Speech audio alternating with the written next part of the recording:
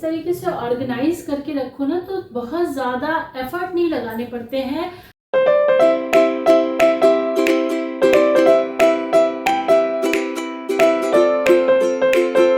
Hello everyone, मैं हूँ प्रियंका और स्वागत है आपका मेरे नए व्लॉग में। तो नवरात्रों के टाइम पे ही मुझे ये रियलाइज़ हुआ ना कि मेरे बाल लंबे तो हो गए हैं, ठीक ठाक मतलब ग्रोथ हो गई है, लेकिन बॉटम से ना ये बहुत ही ज़्यादा डैमेज हो गए हैं और बहुत ज़्यादा रफ़ हो गए हैं। इवन बहुत रूखे रूखे से भी लग रहे थे। तो मुझे लग रहा था कि अब इसकी ट्रिमिंग की ज़रूरत हो गई है। तो मुझे नवरात्रों से ही लग रहा था कि जैसे ही नवरात्र ख़त्म होंगे ना, मैं सबसे पहले थोड़ा सा ना हेयर कट कराऊंगी। तो देखो, हेयर कट मैं ऐसा कुछ नहीं कराती, मैंने कभी आज तक कोई स्टाइलिंग हेयर कट में नहीं करी, क्योंकि मुझे लगता है कि मेरे फेस पे ना बिल्कुल नॉर्मल सा जो सिंपल सा हेयर है ना, बस वैसे ही अच्छे लगते हैं। तो मैंने कभी कोई स्टाइलिंग नहीं करी। लेकिन हाँ, मैं ट्रिमिंग कराती रहती हूँ। लेकिन इस बार ना मुझे ऐसा लगा कि मेरी ट्रिमिंग ना कुछ ज़्यादा ही हो गई, मतलब कुछ ज़्यादा ही छोटी कर दी इसने बाल। और जब उसने पूछा था कि मैम यहाँ तक आपके बाल काट दूँ, तो मैंने कह दिया कि हाँ ठीक है, काट दो, थोड़े से छोटे, मतलब थोड़े ज़्यादा नहीं काटना। तो कहने लगी कि नहीं मैम, आपको यहाँ तक के ना बाल जो है आपके डैमेज हो चुके हैं, तो आपको ये ज़रूरी है इतना आप मतलब कट करा लीजिए। लेकिन मैंने हाँ तो कह दिया जोश में, लेकिन जब मैंने बाद में देखा ना तो यार ये बहुत ही छोटे लग रहे थे। तो इतनी मुश्किल से तो ग्रोथ होते हैं बालों के, और ना फिर ट्रिमिंग के चक्कर में ज़्यादा ही कट जाते हैं। खैर, अब क्या ही हो सकता था। फिर मैं घर आई और बहुत सारा कुछ मैंने फैला रखा था। तो आज मुझे सारे के सारे ब्लाउज़ और पेटीकोट सब कुछ ऑर्गेनाइज करने थे। तो देखो, फेस्टिवल्स खत्म होते ही ना हमारे पास कपड़ों का ढेर लगा होता है, जो बहुत सारा कुछ समेटना होता है। तो अभी नवरात्रि जस्ट खत्म हुई है, बहुत सारी साड़ियां हो गई थी इकट्ठा, जो मुझे कायदे से रखनी थी, और इसके साथ के बहुत सारे मैचिंग ब्लाउजेज और पेटीकोट हो गए थे। तो वो सारी चीज़ें मुझे प्रॉपर, जहाँ पे मतलब प्रॉपर रहती हैं, वो सारी चीज़ें मुझे अरेंज करनी थी। तो आज ये सारा कुछ फैलावा इसीलिए फैलाया है। और चूंकि ये सारी चीज़ें आज मैंने फैलावा करी हैं, तो मैंने सोचा कि आज कुछ मैं आपके साथ शेयर करूं कि मैं अपने पेटीकोट्स और ब्लाउज को कैसे अरेंज करती हूँ, किस तरीके से ऑर्गेनाइज करती हूँ, साथ में जो दुपट्टे वगैरह हैं वो भी किस तरीके से ऑर्गेनाइज करती हूँ। तो देखो, ब्लाउज के लिए मैंने 2 ऑर्गेनाइजर रखे हुए हैं और 2 अलग अलग ऑर्गेनाइजर बना रखे हैं। ये एक ऑर्गेनाइजर है ब्लाउज का, और ये एक दूसरा ऑर्गेनाइजर है, और ये दूसरा ऑर्गेनाइजर है। तो ये 2 ऑर्गेनाइजर मैंने ब्लाउज के लिए बना रखे हैं। इनमें मैं अलग अलग कैसे करके रखती हूँ। एक ऑर्गेनाइजर में मैं बिल्कुल सिंपल कैजुअल वाले ब्लाउजेस रखती हूँ, मतलब जो हमारे डेली नॉर्मल सिंपल साड़ीज में जो हम पहनते हैं उस तरह के ब्लाउजेस मैं इसमें रखती हूँ। और जो थोड़े से डिजाइनर पीसेस होते हैं, जो थोड़े पार्टी वेयर ब्लाउजेस होते हैं, या जो थोड़ी हैवी साड़ी के ब्लाउजेस होते हैं, उनको मैं दूसरे वाले ऑर्गेनाइजर में रखती हूँ। तो इस तरीके से अलग अलग जो चीज़ें होती हैं ना, तो थोड़ा सा आसान रहता है। जैसे मैंने जो साड़ी निकाली, उस साड़ी का मैंने वो ऑर्गेनाइजर निकाला ब्लाउज का, और मुझे पता है कि ये सिंपल साड़ी है, तो इसमें ये सिंपल वाले ब्लाउज रखें, इसमें इसकी मैचिंग का ब्लाउज मिल जाएगा। और अगर ये डिजाइनर साड़ी है तो इसके डिजाइनर ब्लाउज रखे हुए हैं इसमें, तो इनमें मैचिंग वाले ब्लाउजेस मिल जाएंगे। तो इस तरीके से मैं ब्लाउजेस को ऑर्गेनाइज करती हूँ।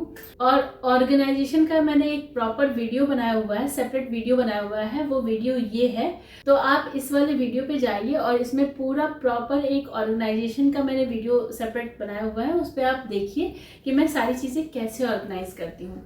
तो फिलहाल टाइम है कि मैं जितने भी अभी नवरात्रों में मैंने जितनी भी साड़ियाँ निकाली थी और जितने भी पेटीकोट्स निकाले थे, वो सब फिर से मैं ठीक करूँ।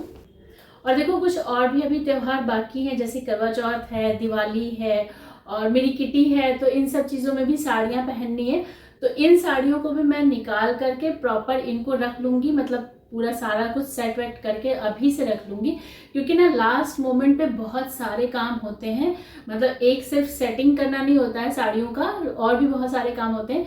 तो मुझे लास्ट मोमेंट पे ना किसी तरह का टेंशन नहीं चाहिए। तो मैं जो अपकमिंग फेस्टिवल्स है ना, उनके सारे जो कपड़े हैं उनको मैं निकाल करके पहले से ही सेट करके रख देती हूँ। तो देखो, ये है मेरी साड़ी करवा चौथ के लिए। और इस पे अभी मैंने इसका ब्लाउज प्रॉपर नहीं स्टिच कराया है। एक्चुअली स्टिच इसलिए भी नहीं कराया है क्योंकि मेरे पास रेड में बहुत ब्लाउज हैं, और बहुत सारे ऑप्शन है, इवन गोल्डन में भी बहुत सारे ऑप्शन है। तो मैं सोच रही हूँ इसके लिए ब्लाउज अलग से स्टिच नहीं कराऊंगी। मैं आपको 2-3 ब्लाउजेस के ऑप्शन दिखाती हूँ जो इस वाली साड़ी पे मैं पहनूंगी। आप मुझे कमेंट सेक्शन में जरूर बताइएगा कि इस वाली साड़ी पे कौन सा ब्लाउज अच्छा लगेगा। तो देखो, एक तो ये प्लेन गोल्डन ब्लाउज है जो मैं सोच रही हूँ कि इस वाली साड़ी पे करवा चौथ पे मैं पहनूं। और ये गोल्डन ब्लाउज मैंने इसलिए बनवाया था कि किसी भी साड़ी पे चल जाए आराम से। दूसरा ऑप्शन है ये ब्रोकेट का ब्लाउज, और ये भी बहुत सुंदर सा ब्लाउज है रेड पे। तो ये दूसरा ऑप्शन है जो मैं सोच रही हूँ कि इस वाली साड़ी के साथ मैं इसको मिक्स एंड मैच करूं। और तीसरा ऑप्शन ये वाला ब्लाउज है। तो ये वाला ब्लाउज आपने मेरे कई वीडियोस में देखा होगा, मुझे ये वाला ब्लाउज बहुत ज़्यादा पसंद है। तो मैं सोच रही हूँ कि या तो मैं इस साड़ी के साथ इस वाले ब्लाउज को पेयर करूँ। तो आप मुझे कमेंट सेक्शन में ज़रूर बताइएगा कि मुझे करवा चौथ में इस साड़ी पे कौन सा ब्लाउज पहनना चाहिए और कौन सा ब्लाउज सबसे अच्छा लगेगा। दूसरा, मैं दिवाली के लिए जो मुझे साड़ी निकालनी है उसके मैचिंग का ब्लाउज ये वाला है, और ये भी बहुत ही सुंदर सा डिज़ाइनर ब्लाउज है।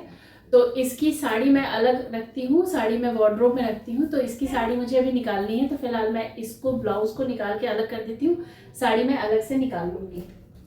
और देखो, सेम यही सारी चीज़ें ना पेटीकोट और दुपट्टों के साथ भी है।